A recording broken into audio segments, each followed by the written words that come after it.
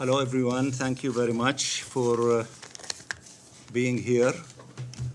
I just want to put you in the picture of the latest of meetings and contacts during the last 2 days.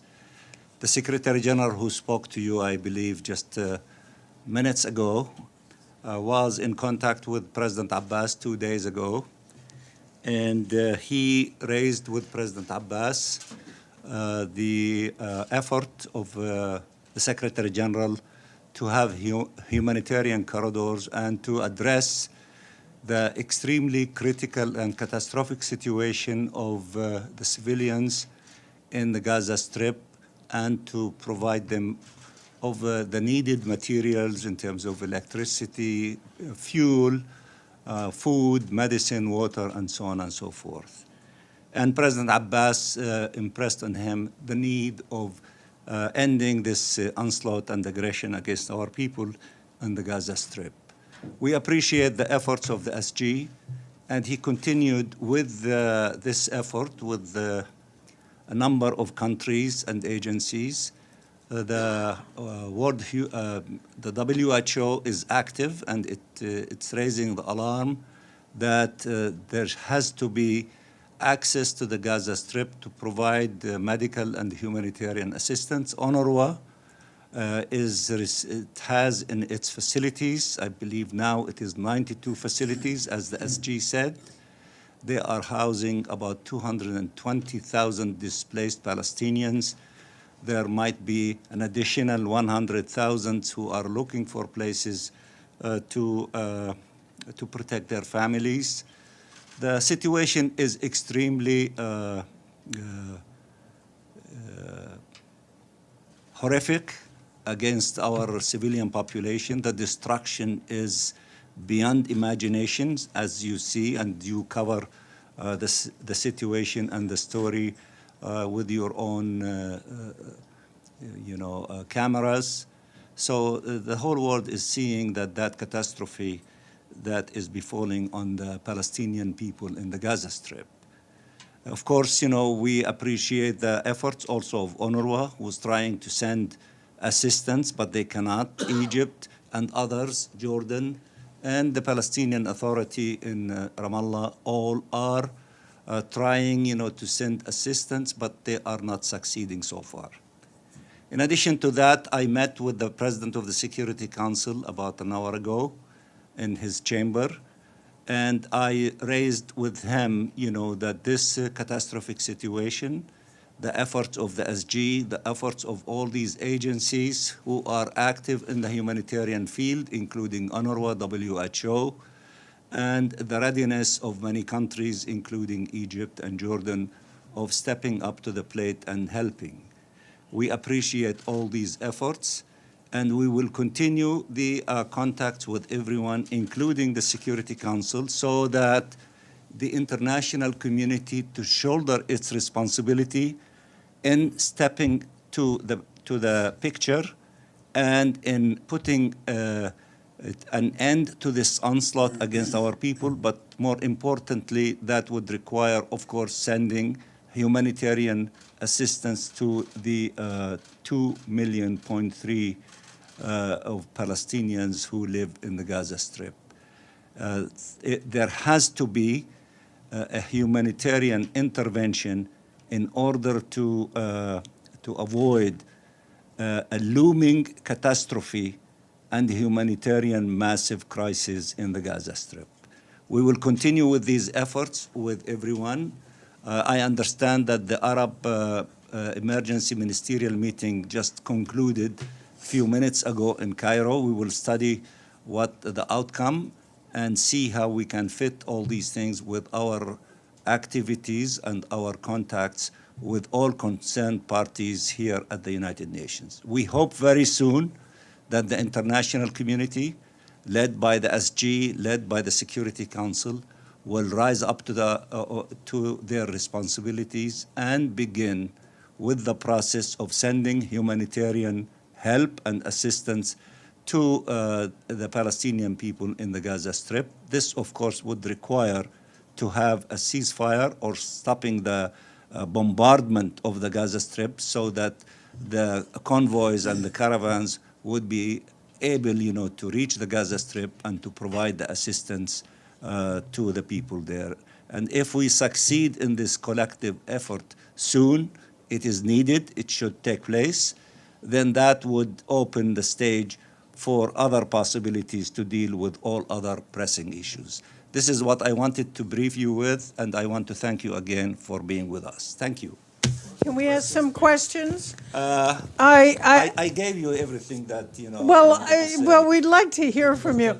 Just, okay, I've sorry. been asked by UN Correspondents Association to thank you for the briefing on behalf of Valerio, who couldn't Thank be you. here. My question is, first of all, have you called and have you gotten any reactions to humanitarian corridors? And the second piece of that is, since you're there, is there any agency or government that has asked you to help find hostages? Thank you.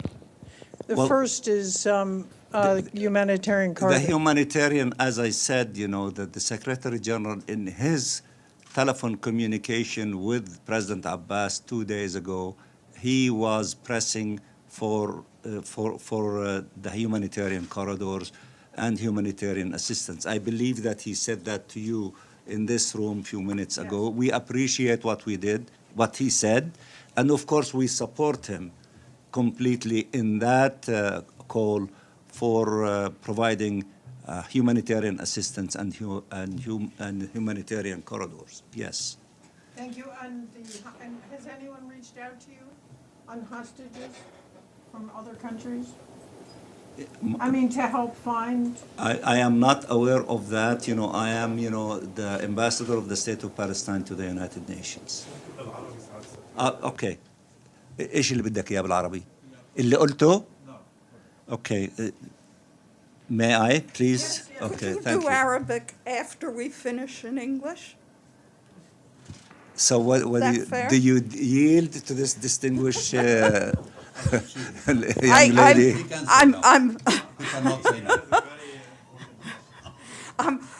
I'm sorry, on behalf of the United Nations Correspondents Association, thank you for doing this briefing. You're very Again, welcome. Okay. Pamela said so. Both Mr. Ambassadors,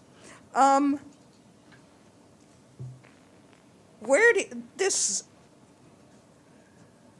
attacks by Hamas and the reactions have certainly put a spotlight again on the decades-old conflict between the Palestinians and Israel. Trying to look ahead, which I know is difficult at this point, what would you like to see come out of this violence at the end? Do you think that there's perhaps now a broader interest in trying to resolve the conflict? Well, before I give the floor to my friend, let me just say a few things. In the press conference that I had a few days ago, I left at the end by saying that we have three pressing issues that we need to address. The first one is to stop this carnage of civilians, and as we see it displayed in the Gaza Strip, meaning that the immediate issue that all of us should come into agreeing to is to stop the fighting, to allow humanitarian assistance to reach the people there so that we can, after that, address the issue of the protection of civilians, especially civilians in the occupied territory. And thirdly, to start thinking about a political horizon. Now, if we keep repeating the same thing of one cycle after another cycle of violence every few years, and expecting that in one hand for some, the elimination of the Palestinian people and the Palestine problem,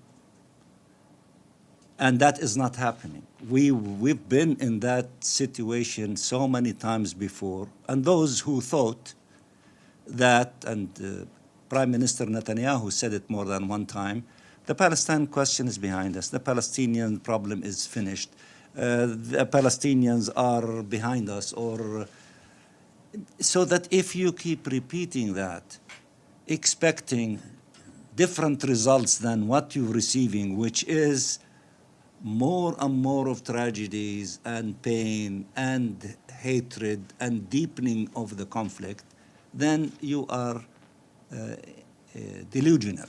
You are not living reality. What we need, if people, to learn the lessons from all these tragic, incidents, is to move in the direction of making peace. Peace would require that the Israeli side to recognize that we exist and we are humans and we have national rights and aspirations, and these national rights and aspirations should be fulfilled, and there is global consensus on them. The two-state solutions and people to live in peace and harmony as good neighbors, which would require the end of occupation. And I sincerely hope that that would be the case. And I'm like you, I read, many things that you publish, and I read articles in the New York Times where some people were trying to draw similarity between what happened in October 1973 and this October, that when things to calm down, that maybe there will be a peaceful solution to this conflict that lasted way for too long, for 75 years. So I sincerely hope that we do not keep addressing the cycles of death and destruction in which the civilian population, and here I'm talking in our case about the Palestinians, but of course there is also suffering by civilians on the other side, that we need to move away from repeating these cycles, which, they create all this devastation and pain, to move in the direction of having a peaceful solution on the basis of the global consensus, which is a remarkable thing. Maybe the question of Palestine may be the only question in which there is global consensus around it. Let's implement the will of the international community on the basis of this global consensus. And I can assure you that there are, that the Palestinian people and their leadership are so strongly committed to that trend, but instead of strengthening that trend, there are those who are marginalizing that trend, and then therefore you will see the different forms of resorting, to the things that lead to all these tragedies.